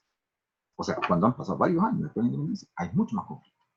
Luego, muertes. ¿Qué vemos con las muertes? Las muertes de civiles aumentan mucho, justamente después de 1800. ¿Sí? Que es el periodo que Chile se ahorró por este orden autoritario. ¿Sí? Y por otro lado, constituciones. El grupo 1, 2 y 3 son los que están divididos el número de constituciones. En general, los países que menos ensayos constitucionales tuvieron durante el siglo XIX fueron países que estaban estructurados bajo un orden autoritario como el de Chile. El otro país más exitoso en un orden de este tipo autoritario tuvo la fórmula monárquica. ¿Saben cuál fue? A ver, ¿a quién se le ocurre? ¿Qué otro país logró tener un orden más o menos de este tipo entre 1830 y 1880 en toda América Latina? Brasil. Brasil. ¿Y cuál fue la fórmula, Rodrigo? Desplazar a la corte portuguesa a Brasil. Monárquica. Entonces trajeron, claro, exactamente, crearon al emperador, el imperio del Brasil, ¿no es cierto? Entonces se fueron por lo que Maquiavelo habría dicho, sé pragmático. Sigue la idea de Bolívar y San Martín. Los brasileños son incapaces, la oligarquía brasileña incapaz de gobernarse por sí sola, no se porta bien, son revoltosos. Lo único que los puede mantener unidos es un poder fuerte, en este caso el emperador de Brasil, el hijo del rey de Portugal. Y así lo hicieron. ¿Y duró eso hasta cuándo? Hasta fines del siglo XIX. 1890 y tanto, por ahí que termina el imperio, ¿no es cierto? Imagínense. Entonces, esto prueba que pareciera que algo tenía razón San Martín y Bolívar. Es decir, los latinoamericanos son incapaces, por lo menos la oligarquía, porque bajo pueblo no le importaba a nadie, ¿no? Es la verdad. Todos los que venimos de ahí, digamos, no le importaba a nadie, éramos carne y cañón. Los segmentos de la oligarquía son incapaces de unirse en un solo proyecto. Bueno, salvo en aquellos lugares donde la excepción confirma la regla. Lo único que puede evitar eso es un poder ultra autoritario, con concentración de poder, con el monopolio de la fuerza y la violencia en manos de una fuerza armada donde han desaparecido los caudillos militares y han sido todos disciplinados por el látigo. Eso es. Chile por comportarle, Brasil por el emperador Pedro. ¿Sí? Es impresionante, ¿no? Y esto nos lleva entonces a explicar, y ahí pasamos ya a los rendimientos económicos, que lo vamos a dejar para otro momento, porque lo que quiero también es que conversemos y sea algo más fluido, ¿no? Me interesa que le demos vuelta a este tema político, ¿sí? Porque ustedes están viendo aquí que los desempeños económicos no se construyen sobre la nada. Necesitan un entorno, un ecosistema institucional político donde hay reglas del juego que permiten que los objetivos sean a largo plazo. En este caso, los objetivos económicos, para que pudieran delinearse a comienzo del siglo XX en Chile, necesitaban que hubiera una cierta estabilidad y una cierta certeza, certidumbre a largo plazo. ¿Sí? Porque nadie toma decisiones riesgosas de invertir dinero si no sabe, ¿sí?, que las reglas que van a estar operando van a durar un tiempo. ¿Sí? Y como eso no ocurrió en otros países de América Latina, eso es lo que explica el pésimo desempeño en términos de crecimiento económico y exportador, especialmente, de casi todas las economías de América Latina. ¿Sí? Y el caso de Chile es una excepción, no es el único país, hay otros países que también lo logran, pero son todas fórmulas horribles. Si no, el orden portaliano es la fórmula de México, y ¿saben cuál es el otro país que tiene más alto rendimiento económico en el siglo XIX, en este periodo? A ver a quién se le ocurre.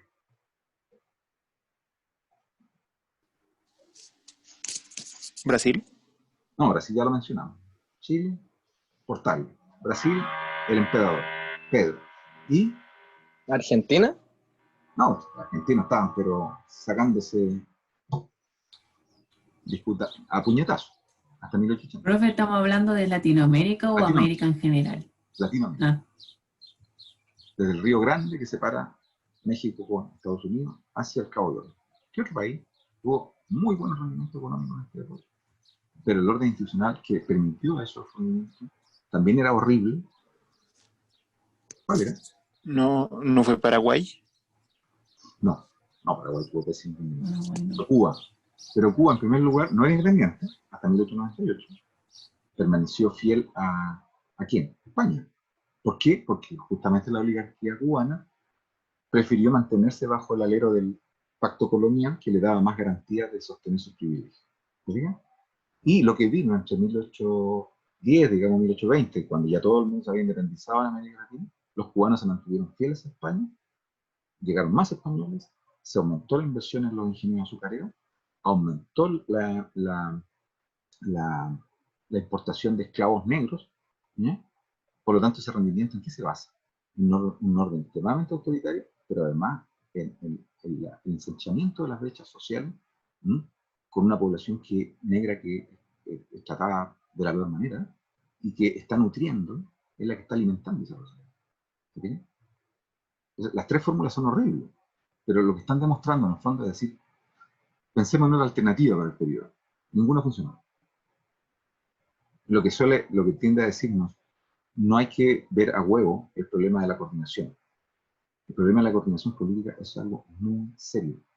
Personas que tienen a veces los mejores sentimientos e intenciones y que podrían dar paulo a un proyecto muy interesante, muy bonito, con aspectos muy positivos, no se logran coordinar. La coordinación no se puede dar por hecho. Las alianzas, la unidad, no se puede dar por hecho. Lo que tiende a prevalecer son las fuerzas centrífugas, el divisionismo, el sectarismo, el egoísmo, el dogmatismo. Eso es lo que tiende a prevalecer. Lo estamos viendo no en 1810, lo estamos viendo hoy en Chile. Y ante eso no nos puede volver a pasar. O sea, si los liberales fueron derrotados, en gran medida fue por imbéciles, en 1830. No puede volver a pasar en 2020. ¿Sí? Por lo menos saquemos algunas lecciones, digo yo, ¿no? De estas clases. Entonces, eso es. ¿Qué más lecciones podríamos sacar de acá? Voy a dejar de compartir para que conversemos en este ratito que nos queda, que nos un poco. Profe, yo tengo una pregunta que no me quedó demasiado claro. Si es que hay algún factor central o condiciones económicas que expliquen por qué aquí en Chile esas fuerzas centrífugas se pudieron coordinar o no. O sea, más allá de, o sea, obviamente por el monopolio de la fuerza, pero ese monopolio de la fuerza igual requiere de cierto apoyo financiero o algo así. ¿Cuáles son como la configuración específica que se hizo desde el centro para poder detener los caudillismos, etcétera, etcétera? Porque si no, claro, todos los países hubieran podido ser capaces de hacerlo, ¿no? Tienes toda la razón. Mira, hay trabajos que van en esta dirección y que apuntan a responder tu pregunta. Y yo diría que si uno junta todos esos trabajos, los mezcla, tiene algunas posibles respuestas, aunque nunca son del todo definitivas, porque esto está abierto a la investigación, tú sabes que cada vez se descubren cosas nuevas y se puede ir mejorando las respuestas y modificando. Yo, por ejemplo, creo que una cosa que la vamos a ver después también, si tú te fijas, ¿quién eran los poderes reales en Chile antes de la independencia, al momento de la independencia? Fuera, es decir, los que, una vez que ya la independencia se cristalizó, que Chile se declara independiente en 1818, ¿cuáles eran las fuerzas reales en términos económicos? Porque lo económico es clave, porque son los que financian a los militares. ¿Okay? Entonces, ¿dónde estaba la mayor parte de la renta en Chile? No hay estudios de PIB para esa época, imposible, porque no tenemos estadísticas. Pero, ¿qué sabemos de dónde estaban las mayores rentas del territorio? Lo que se ha dicho hasta ahora es especulativo, pero tiende a tener una gran posibilidad. Y es que si uno compara las pocas fuentes que hay sobre renta de la hacienda, ¿ya?, con la renta de las estancias ganaderas que estaban más al sur y de las rentas mineras que estaban al norte, las mayores rentas estaban en la zona del Valle Central. Eso es primer lugar. Eso es interesante. ¿Fija? Es decir, las familias mineras que estaban en Coquimbo, en Copiapó, en la zona donde vengo yo, digamos, no eran pocas. ¿Sí? Ahí se tenía una renta minera muy alta, ¿ya?, por el cobre y otros minerales. En el sur había una renta ganadera, de la zona de Concepción, digamos, al sur. ¿Ok?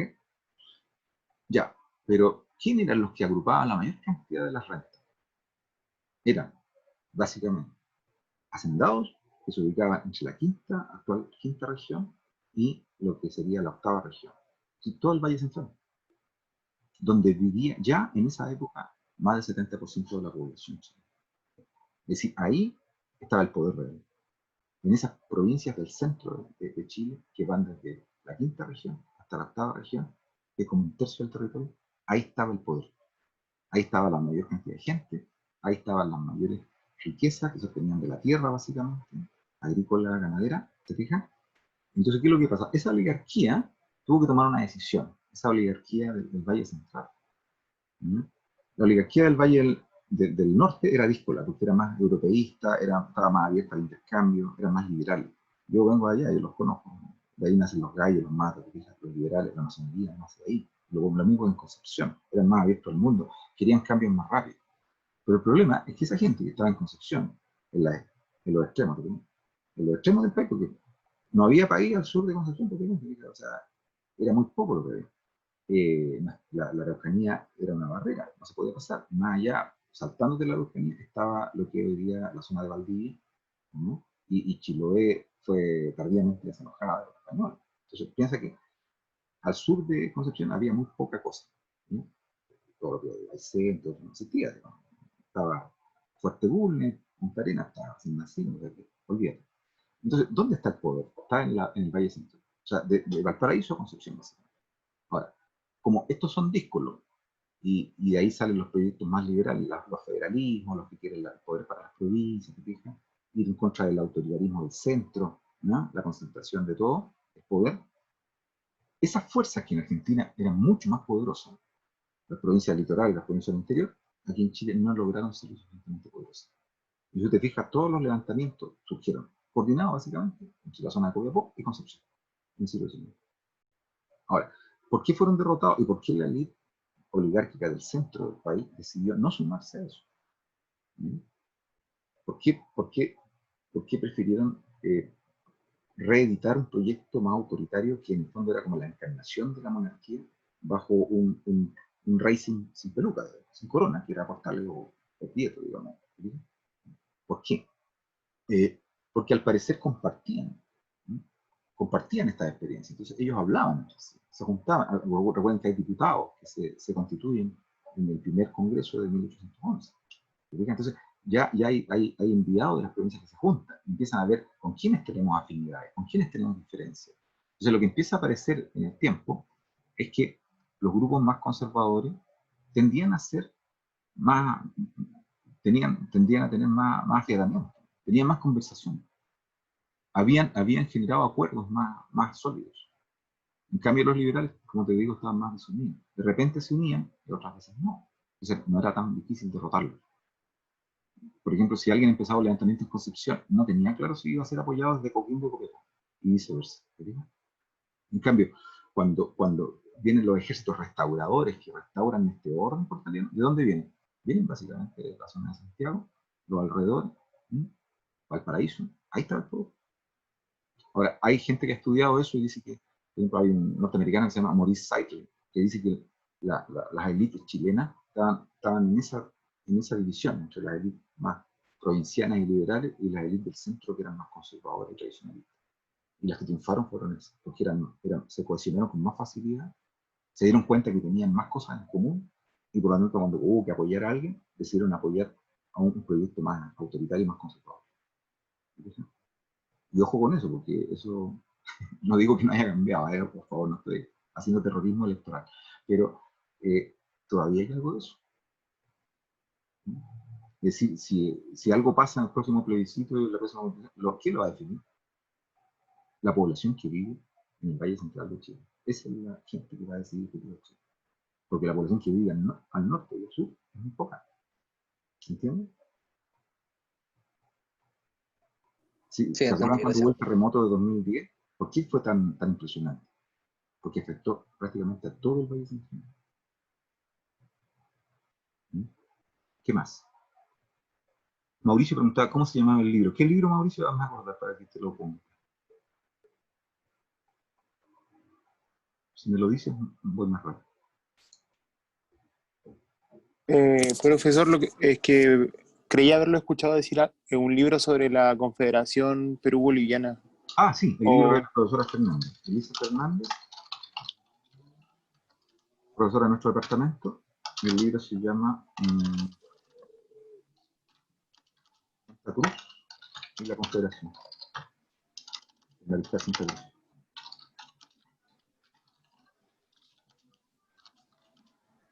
La Confederación Perú-Boliviana.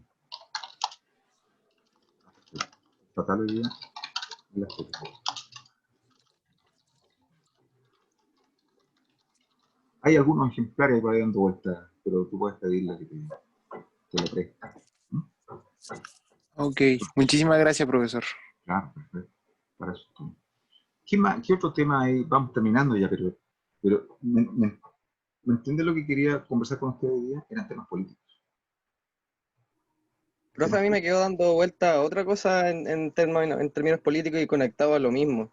Que en un momento usted dijo que en Latinoamérica las élites en el fondo no sabían gobernarse, y que solo lo podían hacer replicando un poder autoritario de más arriba, pero eso no podría extenderse también a Europa, pensando que en el siglo XIX hay, no sé, regiones como Prusia o guerras civiles en Francia que precisamente discuten la república todavía, y que incluso las monarquías nunca murieron en Europa, básicamente. Qué buen punto, Juan. Me pongo de pie, como dice Pedro Castillo Carvalho. ¿Sabes por qué? Porque tu intervención nos sitúa correctamente en el escenario histórico, que es comparando. Si comparamos lo que está pasando con Europa, no es que el proyecto republicano impere todavía en Europa.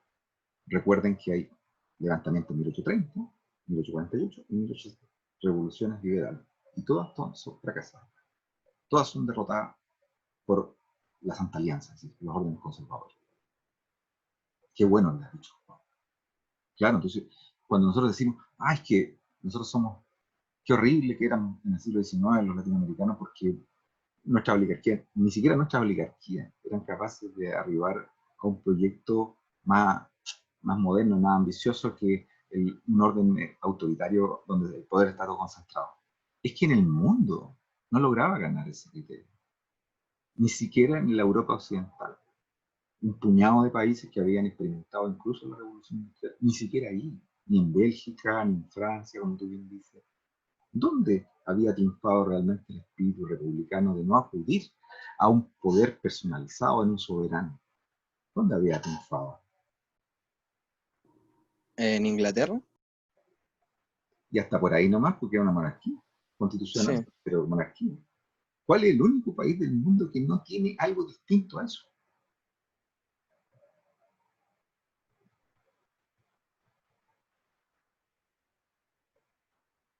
¿Cuál es la única república donde no hay monarca? Fuera de América Latina, que son unas repúblicas sangrientas, ¿no? Pues sabemos que son repúblicas que están colgando de un hilo y que están a duras penas tratando de construirse y en realidad son autoritarias. ¿Ok? ¿Cuál es la única república realmente que funciona como república? ¿Estados Estados Unidos? Unidos. Estados Unidos. No hay otro país en el planeta que hacia 1860, 70 esté funcionando. Los otros son experiencias que finalmente dependen de monarquías. Y en Europa Occidental. O sea, los países más adelantados. ¿Sí? ¿Alemania qué? Un imperio, con un Kaiser. ¿No? Lo más cercano a una república, un espíritu liberal republicano, es, como tú decías, Inglaterra. Pero fuera de Inglaterra, ¿qué otro país del continente tiene una experiencia así? Más o menos más liberal, donde la oligarquía no tenga el miedo como para concentrar todo el poder en una figura. En ninguna parte. Piensen en la dictadura de Napoleón III en Francia, durante toda una parte de este periodo. Que la Segunda República es derrocada por la dictadura, después viene otro levantamiento dictatorial, el autoritarismo vuelve cada vez a Francia. No se logra zafar del autoritarismo francés. ¿Mm? En Alemania, olvídalo, Inglaterra es el único lugar de toda Europa, digamos, donde tienen algo parecido a lo que sería una experiencia, un experimento liberal republicano, con algo de republicano, porque no es republicano, es una monarquía. Y fuera de eso, ¿en qué otro país del mundo hay una república? No hay un rey, no hay para nada, no existe el rey. Estados Unidos. Entonces, ¿de qué nos quejamos? Porque qué bueno que tú lo digas, Juan. Porque entonces cuando vemos los problemas que teníamos para hacer funcionar algo que nadie sabía cómo hacer funcionar, salvo los norteamericanos, nos pone con justicia en el problema que corresponde. Tú lo has dicho perfecto. O sea, no seamos tan severos. Era lo que estaba ocurriendo en todas partes. Era difícil que nosotros inventáramos algo, digamos, genial, que permitiera alcanzar lo que habían logrado los norteamericanos. Los norteamericanos llegaron a esos acuerdos por una élite que se unió. Lograron cohesionarse, porque tenían intereses más comunes, pero tuvieron como 70 años antes de la independencia para ponerse de acuerdo. Aquí no había nada, ni siquiera había un consejo de curso donde se reunieran los tipos. Nada. No tenían aprendizaje importante en términos políticos las élites.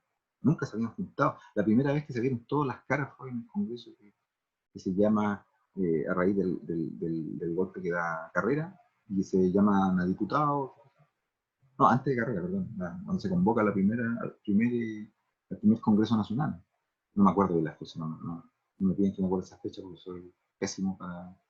Pero entre 1810 y 1811 se convoca un primer Congreso Nacional. Llegan diputados de las pocas provincias que hay. Y ahí se empiezan a ver las caras, que no se conocían. Entonces pedirles que se pusieran de acuerdo de un día para otro, es posible. ¿Por qué fracasa el proyecto federalista de Infante? Que hoy día algunos quieren retomar a través del poder a las regiones. Que a mí hoy día me parece que Chile tiene más rodaje como para empezar a pensar en un proyecto federal, como un régimen semipresidencial y más parlamentario, que es mucho más sano que el que tenemos. Pero para eso necesitamos madurez, necesitamos que la gente aprenda a discutir y no se saque los ojos. ¿Y qué es lo que vemos hoy día? Que la gente se sigue sacando los ojos. Entonces, hay que ir. Lamentablemente, tú necesitas una población educada y con aprendizajes políticos complejos, sofisticados, para que se puedan llegar a acuerdos sin matarse. ¿Bien? Entonces, claro, desde ese punto de vista, ese cinismo que ustedes observan en las palabras de Portales, ¿han leído Portales, no? El cinismo de Portales es impresionante. Y no estoy hablando de cinismo, por favor, en términos coloquiales chilenos, que en Chile se le llama cínicos a los hipócritas. El cinismo es personas que dicen cosas, barbaridades gigantescas, que pueden ser verdades, pero que también son terribles. Ese es el cínico verdadero, no el hipócrita. El hipócrita es el que se hace pasar por algo que no es. El cínico es el que dice con una brutalidad tremenda cosa. Gigante, digamos, terrible. Y ese era Portales. Portales era un cínico impresionante. Portales decía, bueno, esa señora de la Constitución hay que violársela todas las veces que sea necesario. Punto. Se acabó. ¿Qué pienso del pueblo? Ese rotaje no se para nada. Eso es lo que, ese cinismo. Esa brutalidad es gigantesca. ¿Ya? Y Portales era eso, es un cínico de orden. ¿Mm? Pero ese cinismo, cuando los vemos descontextualizado nos parece terrible. Pero si observamos la escena regional, vean los documentales que les dejé. O sea, Rosa nos parece niño de pecho al lado, educado, al lado portal.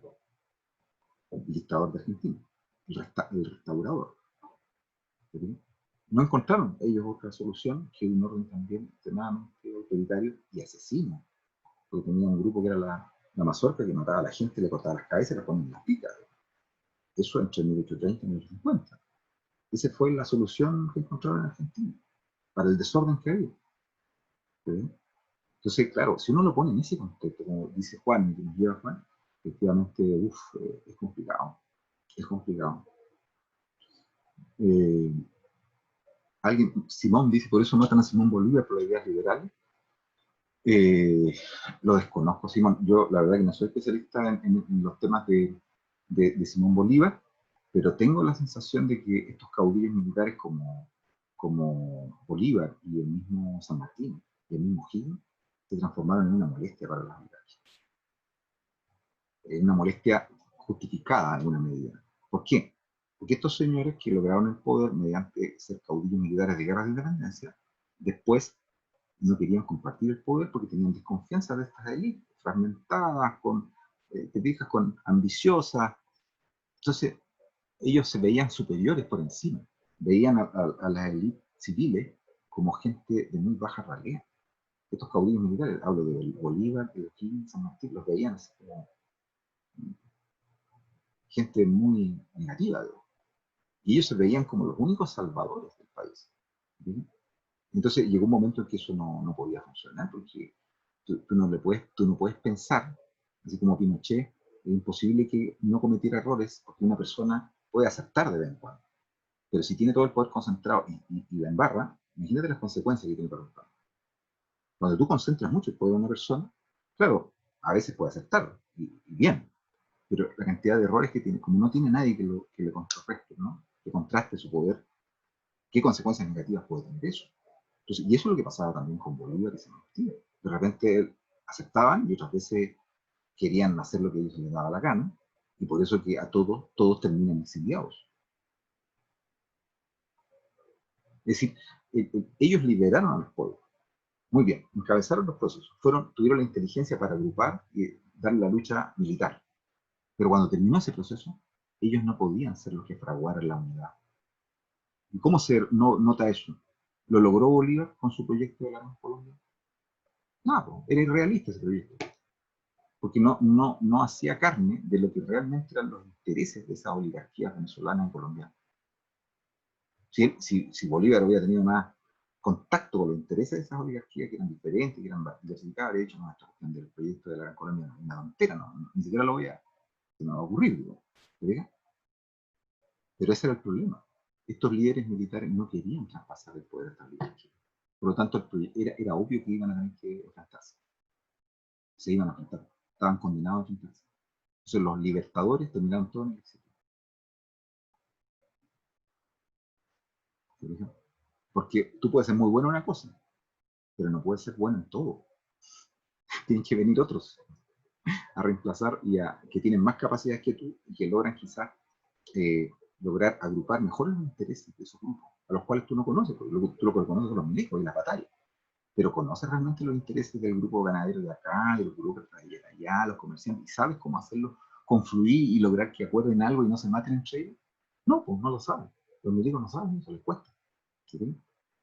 Entonces, por eso es que los liderazgos que van a ir surgiendo van a tratar de prescindir de los caudillos militares también. ¿Mm? Bueno, estamos entonces. Creo que ya más que suficiente. Me pasé, discúlpenla. Pero fue una conversación también, ¿no? ¿Sí? Profe, yo quería pedirles si podemos hablar 1 o 2 minutitos Sí, después claro, de la clase. Dale, Ya. dale, Fernando.